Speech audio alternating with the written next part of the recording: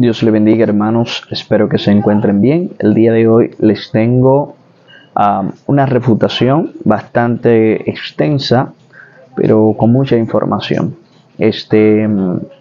Con mucha frecuencia, ¿no? Escuchamos decir que Jesús no es Dios, o incluso podemos ver por parte de personas como los judíos que continuamente están haciendo ataques hacia la persona de Jesús, ya que ellos no quieren reconocer que Jesús es el Mesías. Y yo sé que usted está familiarizado con este tipo de argumentos, pero el día de hoy yo les tengo mucha información que les va a servir para que ustedes puedan refutar y saber cómo defenderse ante este tipo de acusaciones. Y es lamentable, y antes de iniciar me gustaría hacer este comentario.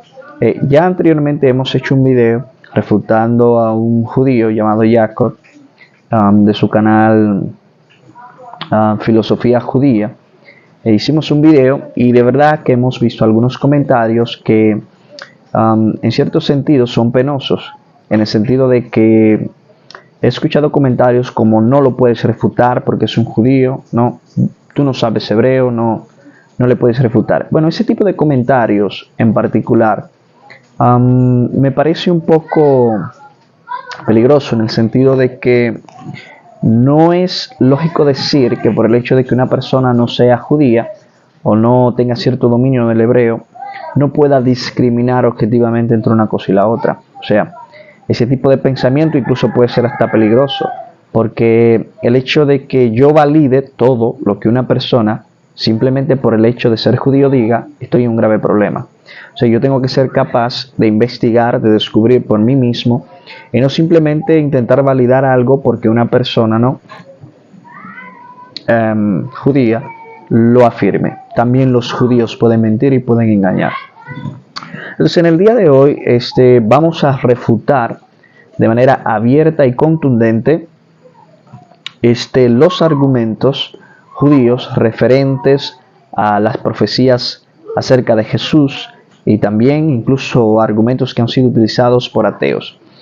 Entonces vamos a estar viendo, número uno, que ha habido, y yo quiero que usted preste atención a esto, ha habido un cambio en la interpretación de textos a lo largo de la historia por parte del pueblo judío. Y si el pueblo judío, de manera malintencionada, ha ido reinterpretando continuamente los textos judíos referentes al Mesías para ir en contra del cristianismo e impedir que el cristiano pueda vincular algunos textos con Jesús el Mesías. ¿Qué es lo que estoy diciendo? Bueno, lo que estoy diciendo es que los judíos, históricamente hablando, la interpretación tradicional judía era una, pero hoy en día comparas la interpretación tradicional de los judíos con la interpretación actual y te vas a dar cuenta que existe una gran diferencia. Entonces, primero vamos a demostrar que ha habido una evolución en el pensamiento judío por parte de los rabinos acerca de cómo veían ciertos textos. Bien, por ejemplo, la interpretación judía tradicional de Isaías 53. Yo sé que usted ha escuchado por ahí que Isaías 53 no se refiere al Mesías, o que simplemente Isaías 53 está hablando acerca del pueblo de Israel. Usted con mucha frecuencia, si ha escuchado a un judío, de seguro que lo ha escuchado decir ese tipo de cosas. Pero esa no era la interpretación realmente tradicional que sostenía el propio pueblo judío acerca de Isaías 53. Y vamos a demostrar, no porque no soy un judío, ¿verdad? Voy a favorecer a aquellos que me dicen, bueno, tú no eres un judío, no lo puedes refutar. Bueno, pues vamos a hacer que los propios judíos, su propio pueblo, refute a los judíos. Por eso le tengo varias información. Primero, vamos a ver el Targum de Isaías, una traducción al arameo, una traducción judía. El Targum de Isaías dice de la siguiente manera: he aquí mi siervo, el Mesías prosperará. Eso es el Targum de Isaías capítulo 52, verso 13. ¿Qué es lo que está diciendo? Bueno, aquí en este texto obviamente se identifica a ese siervo como el Mesías. O sea, en el Targum de Isaías capítulo 52, verso 13, se ve que obviamente este siervo que se presenta a lo largo del libro se identificó en ciertos momentos como el Mesías. ¿Sí? Entonces, vamos a seguir viendo algunas cositas. Por ejemplo, En el Midrash Ruth Rabbah 5.6 es un comentario, ¿no?, al libro de Ruth, pero vamos a observar algo en este comentario. Dice de la siguiente manera: la quinta interpretación lo hace referirse al Mesías. Ven aquí, significa significa acercarse al estado real. Come del pan, se refiere al pan de la realeza. Y moja tu bocado en vinagre, alude a sus sufrimientos, como está dicho. Por él fue herido, dice, pero él fue herido por nuestras transgresiones, Isaías 53.5. Esto es lo que dice el Midrash Ruth Rabbah 5.6, un comentario acerca de ese pasaje, ¿no?, y vincula evidentemente Isaías 53, verso 5, a los padecimientos del Mesías. Es interesante porque hoy en día, si se pregunta a un judío, le va a decir que Isaías capítulo 53 no tiene absolutamente nada que ver con el Mesías, y eso es completamente falso. Es falso porque podemos ver en los propios textos judíos tradicionales que Isaías 53 era visto con pretensiones mesiánicas. Vamos a ver entonces en el Talmud de Babilonia, Sanedrín 98b, siglo IV y V después de Cristo. Vamos a ver que hasta este momento los judíos mantenían una interpretación del Mesías como un Mesías sufriente. Ahora, yo quiero decir algo, no existe en el pensamiento judío tradicional, no existía un pensamiento monolítico acerca del Mesías, es decir, había diferentes interpretaciones acerca de lo que era el Mesías, no estaba del todo claro, ¿sí? Entonces esto es importante entenderlo porque los judíos hoy quieren vender que su interpretación acerca del Mesías es la única que es válida y corresponde, lo cual no es cierto, y esto lo podemos ver en el Talmud de Babilonia, Sanedrín 98b. Dice de la siguiente manera, y voy a citar: Rabí Yeshua ben Levi encontró al Mesías sentado a las puertas de Roma. El Mesías está entre los pobres que sufren de enfermedades y todos desatan sus vendas a la vez y las vuelven a vendar juntos.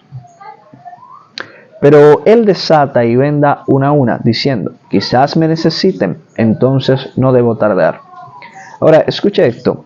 ¿Cuál es el nombre del Mesías? La escuela de Rabí Shila dice: Shiloh es su nombre. La escuela de Rabí Yanai dice: Ginom es su nombre. La escuela de Rabí Yanina dice: Gira, el leproso, es su nombre, como está escrito: ciertamente llevó él nuestras enfermedades y sufrió nuestros dolores. Isaías 53.4. De modo que se puede observar aquí en el Talmud de Babilonia, Sanedrín 98b, que existían diferentes posturas acerca del Mesías. Había diferentes interpretaciones acerca de incluso el nombre del Mesías.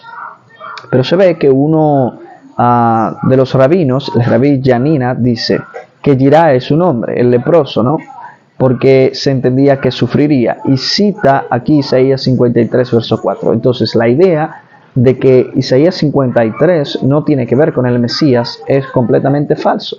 Y de hecho me parece a mí que es una completa deshonestidad intelectual de parte de los judíos venir hoy y decir que Isaías 53 no tiene absolutamente nada que ver con el Mesías, cuando tradicionalmente sus rabinos sí hicieron vinculaciones mesiánicas con Isaías capítulo 53.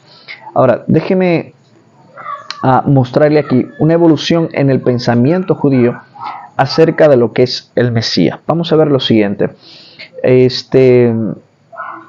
Déjeme mostrarle acá. Muy bien, aquí. Con la expansión del cristianismo y su uso intensivo de Isaías 53 para probar que Jesús es el Mesías, los rabinos comenzaron a distanciarse de esa interpretación personal. ¿Ok?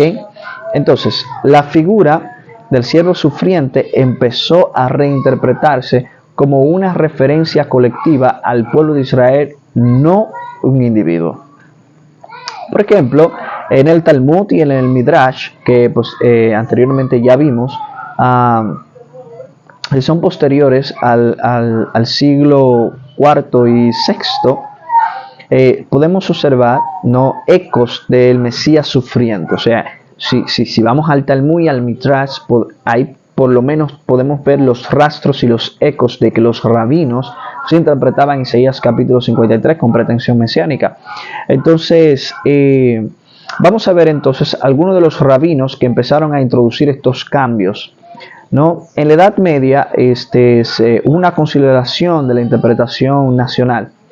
O sea, se consolidó esta interpretación de Isaías 53 como que el pueblo de Israel sí es la figura que es descrita en Isaías capítulo 53.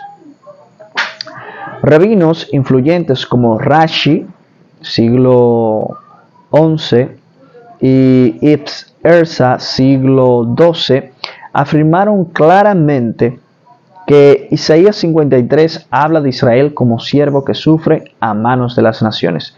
Rashi tuvo una influencia enorme y su interpretación se volvió dominante en el judaísmo rabínico. Entonces vamos viendo que este cambio acerca de la interpretación de Isaías capítulo 53 es algo que ha venido dándose de manera paulatina y de manera malintencionada. Entonces, vamos a ver rabinos que reinterpretaron Isaías capítulo 53. Ahí está Rashi, Rabbi Shlomo Itzhaki, entre los años 1040 y 1105. Interpretación. Algunos de esos aplicaron Isaías 53 al pueblo de Israel, describiéndolo como el siervo sufriente que soporta los pecados de las naciones. Estoy seguro que usted ha escuchado ese tipo de argumentación por ahí. Bueno, su influencia fue notable, ¿no? Ahí también tenemos a David Kinshi, a Radá, años 1660 y 1235. Entonces vamos viendo cómo ya posterior al cristianismo medieval se fue desarrollando una reinterpretación mucho más consolidada de Isaías 53 referente al pueblo de Israel, cuando los rabinos nunca lo vieron así. Pero claro, usted dirá que estas son interpretaciones mías y pretensiones mías, ¿no? Bueno, como le he dicho, hasta ahora le hemos presentado evidencia de fuentes judías.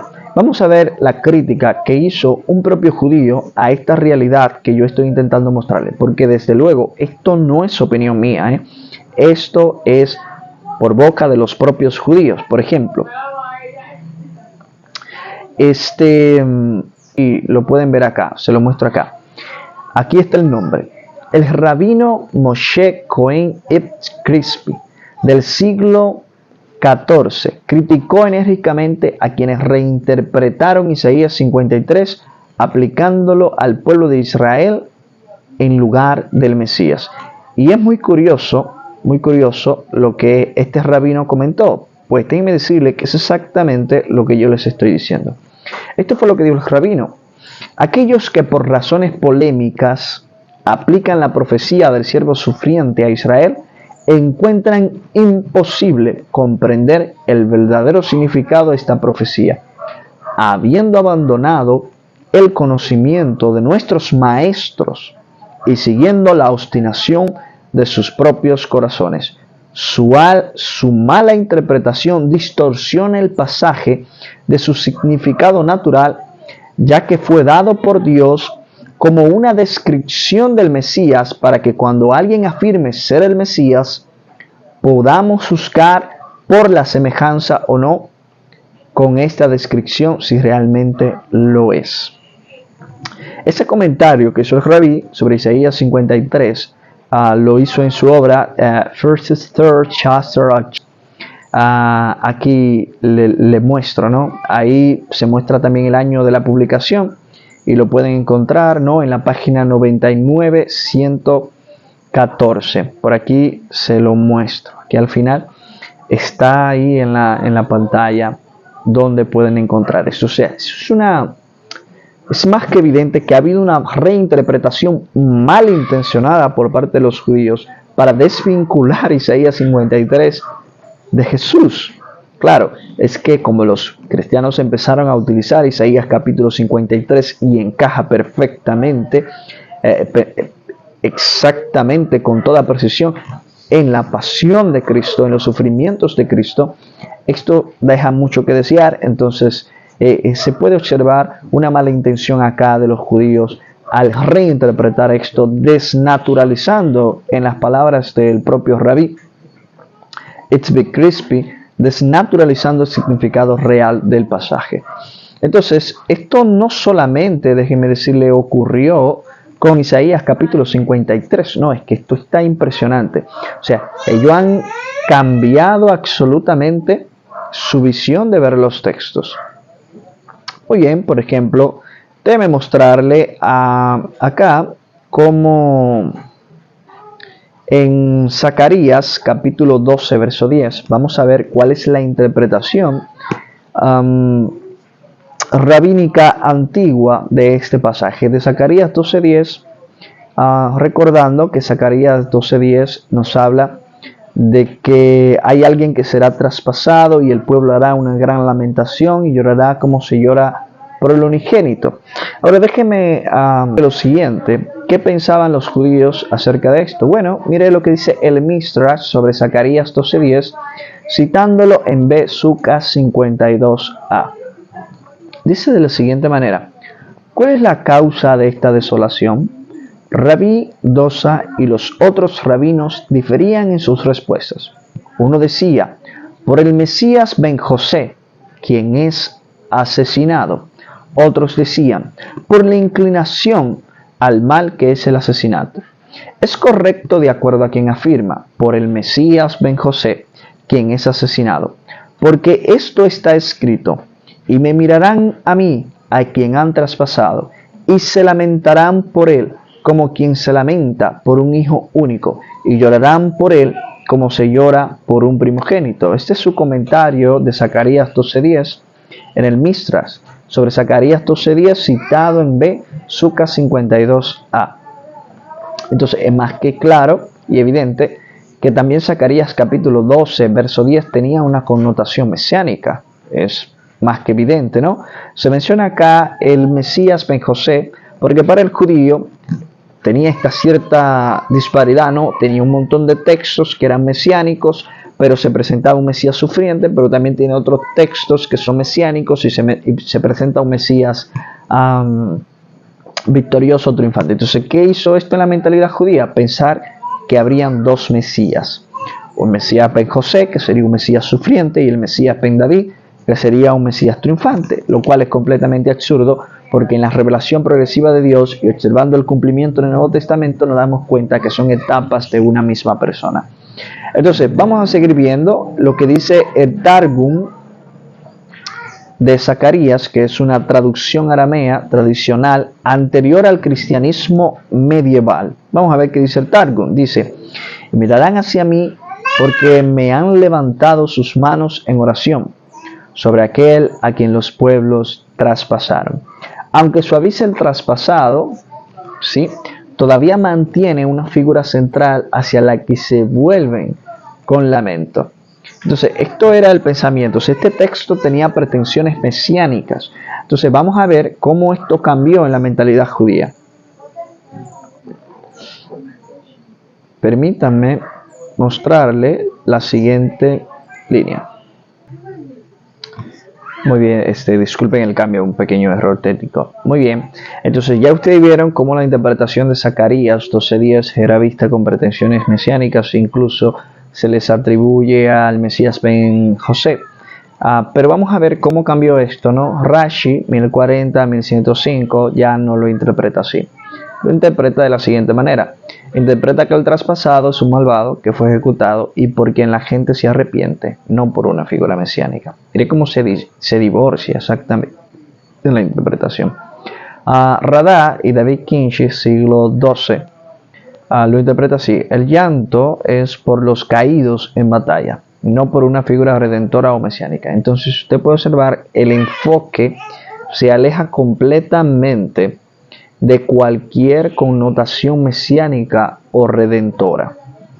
¿Sí? Entonces, vamos a seguir viendo. Vamos a seguir viendo. A la siguiente página.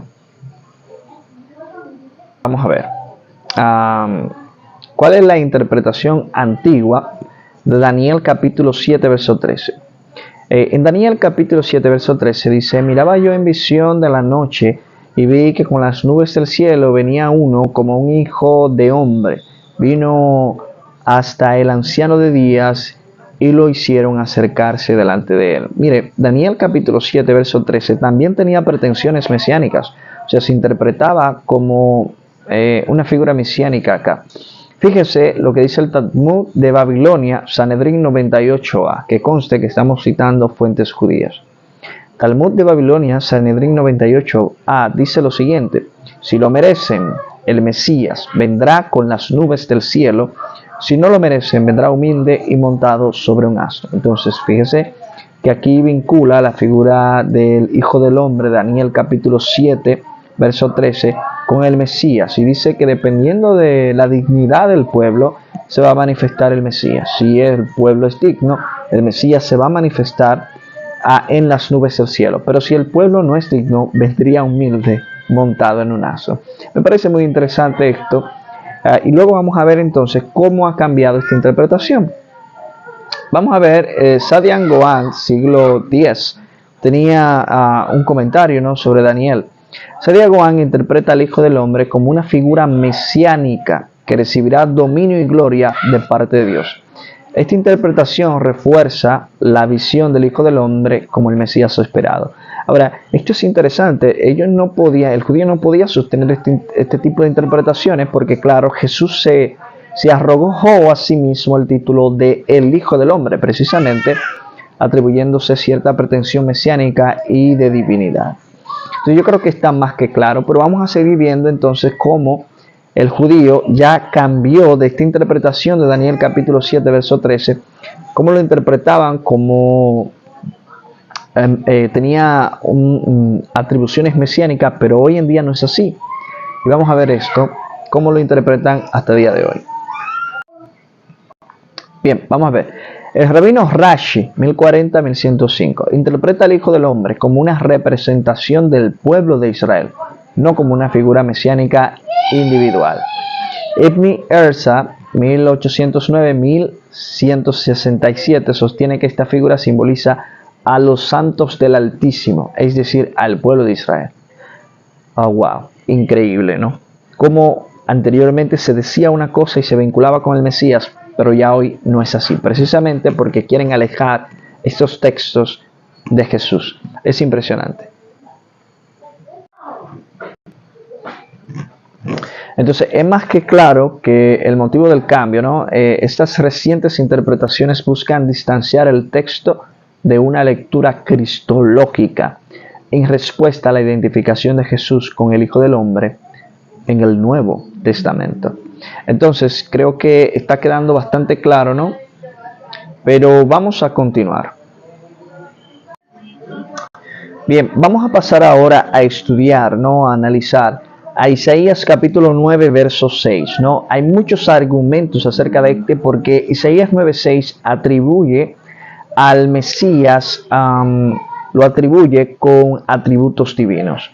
Por acá, precisamente porque hemos sido acusados acerca de no usar el idioma hebreo, etc. Ya de antemano dejo saber que no domino el idioma hebreo, pero no creo que eso me descalifique para buscar una traducción objetiva, ¿no?, del hebreo y buscar una transliteración. Entonces vamos a ver.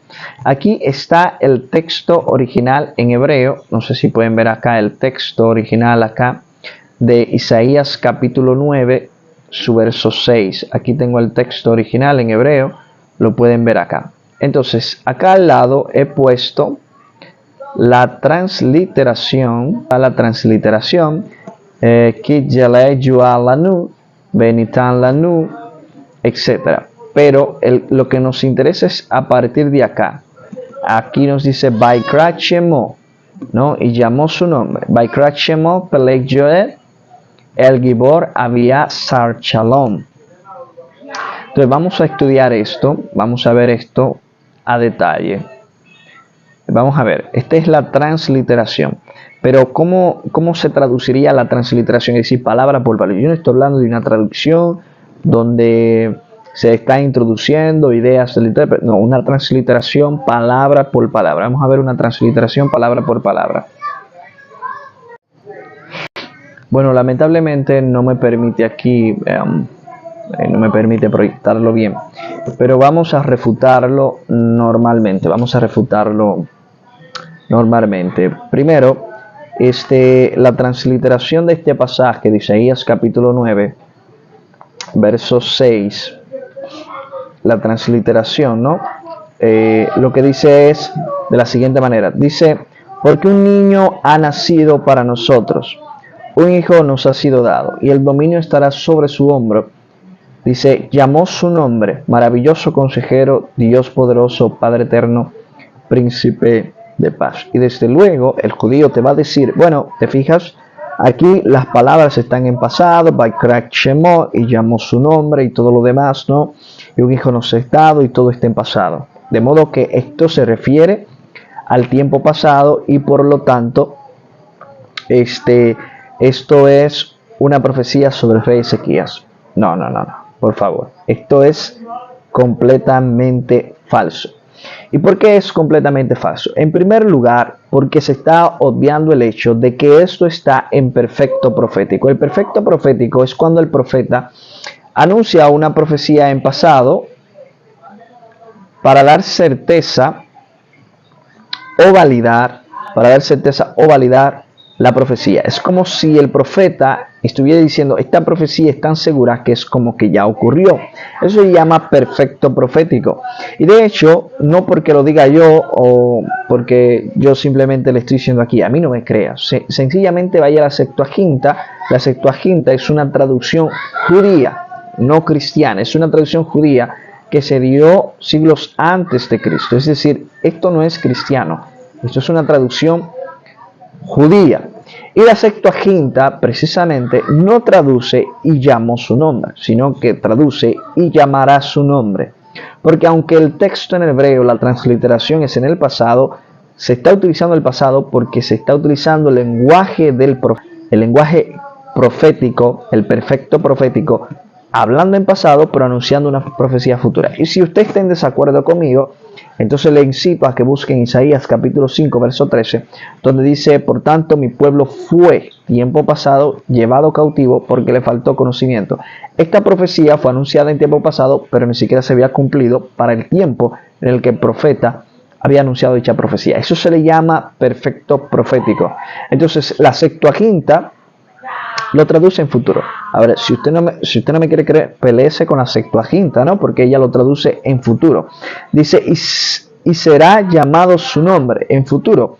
Porque la Septuaginta es una traducción judía al griego. Y la forma en cómo los traductores judíos la tradujeron fue en tiempo futuro. Entonces yo creo que es bastante claro. O sea, el cristiano no está aquí traduciendo el texto en futuro porque simplemente quiera o porque simplemente quiere torcer el texto, como algunos judíos acusan. No, de hecho, la Septuaginta lo traduce en futuro y es una traducción judía, no cristiana. Entonces yo creo que está más que claro, ¿no? Entonces, vamos a seguir viendo. Entonces, claramente, si reconocemos eso, entonces la idea de que esto se refiere a Ezequías se cae de la mata. Se cae de la mata porque si el profeta está anunciando el tiempo futuro, Ezequías ya estaba para ese momento. Entonces no puede, bajo ninguna manera, bajo ninguna circunstancia, aplicarse al profeta Ezequías. Ahora, déjeme ver en el Targum de Jonatán, que es una paráfrasis aramea. El Targum de Jonatán sí es como una paráfrasis, lo que los cristianos nosotros conocemos como una Biblia comentada. Vamos a ver qué tiene que decir el Targum de Jonatán de Isaías capítulo 9 verso 6. Dice de la siguiente manera, porque un niño ha nacido para nosotros, un hijo nos ha sido dado y su nombre ha sido llamado desde tiempos antiguos el consejero de maravillas, el Dios poderoso, el que vive para siempre, el Mesías, cuya paz se multiplicará sobre nosotros en sus días. Entonces, de acuerdo con el Targum de Jonatán, estamos hablando entre el siglo I y siglo I, es decir, estamos hablando de algo muchísimo más antiguo que lo que los judíos dicen hoy. Estamos hablando del término Jonatán. O sea, él interpreta Isaías capítulo 9, verso 6, con atribuciones mesiánicas de nuevo. Se habla que del Mesías. En su propio comentario, él menciona de la palabra del Mesías. Targum de Jonatán. Lo pueden buscar. No me crean a mí. Ahí está la información. Entonces, vamos a continuar. ¿Puede ser Ezequías o no puede ser Ezequías? Bueno, en primer lugar, la profecía está en futuro. Eso ya quedó completamente demostrado. Segundo, dice que esto no habla sobre el Mesías, que este texto no es un texto mesiánico. Bueno, pues tendrá que vérsela con el Targum de Jonatán en su comentario. Él sí le dio atribuciones mesiánicas, de modo que el texto anteriormente a los judíos de esta época, por supuesto que tenía pretensiones mesiánicas. Ahora, entonces, queda la pregunta, ¿esto se está refiriendo realmente a Ezequías o no puede referirse a Ezequías? Yo le voy a leer la profecía para que nosotros podamos desmenuzar y deconstruir el por qué no puede ser Ezequías. Número 1. La profecía empieza diciendo de la siguiente manera: porque un niño nos ha nacido. Esto es un anunciamiento, ¿verdad? Esto está anunciando una profecía futura. Ya por ahí, Ezequías ya había nacido y la profecía hablaba hacia el futuro. Es una razón por la que no puede ser Ezequías. Luego dice: un hijo nos ha sido dado y el dominio estará sobre su hombro y será llamado su nombre Admirable Consejero. Es importante esto. Admirable, ¿no? Este título, que no son nombres teofóricos, ya yo refuté eso en uno de mis videos, no son nombres teofóricos, sino títulos descriptivos, porque de hecho no tiene la estructura de un nombre teofórico como Samuel, Joel, etc., donde se ve que es una estructura compacta donde aparece él, es decir, el nombre de Dios. Aquí no aparece él unido a otra cosa. Aquí aparecen frases por separado, de modo que no siguen la estructura de nombres teofóricos. O sea, eso para mí es un argumento completamente falaz. No es el caso. Dios poderoso, Padre eterno, príncipe de paz, dice: lo dilatado de su imperio y la paz no tendrán fin. Esto no fue algo que cumpliera Ezequías, el rey Ezequías. Su reino fue un reino temporal. La paz que trajo fue durante su momento, fue una paz temporal. O sea, esto no cumple con Ezequías. Dice: sobre el trono de David y sobre su reino, para establecerlo y sostenerlo, con justicia y con rectitud desde ahora y para siempre. El celo del Señor de los ejércitos hará esto. De nuevo, tiempo futuro. El celo del Señor de los ejércitos hará esto. De modo que la profecía apunta hacia el tiempo futuro. Entonces, tenemos fuertes razones para pensar que esto es una profecía mesiánica. De hecho, tenemos fuentes judías como el Targum de Jonatán que lo vincula al Mesías. Sabemos que no es Ezequías porque la profecía apunta al futuro. Lo demostramos con la Septuaginta, con el perfecto profético, que es el lenguaje que se está utilizando ahí, y por el propio contexto del pasaje no puede estar hablando de Ezequías. Entonces, no hay de otra. No hay de otra. ¿A alguien más se está refiriendo? Pues específicamente al Mesías. El Nuevo Testamento vincula este texto con el Mesías. Entonces, ¿qué pasa? En este punto, yo creo que alguien debería de ser consciente y considerar la evidencia y decir: bueno, ¿qué está pasando aquí? Bueno, lo que está pasando acá es que lo que tú estás viendo es una evolución en el pensamiento judío, precisamente malintencionada. Es decir, no es que de pronto ellos empezaron a descubrir que tenían verdad. No, es que textos que estaban vinculados con el Mesías, ellos lo fueron cambiando de manera malintencionada para que nosotros los cristianos no podamos vincular estos textos con el Mesías.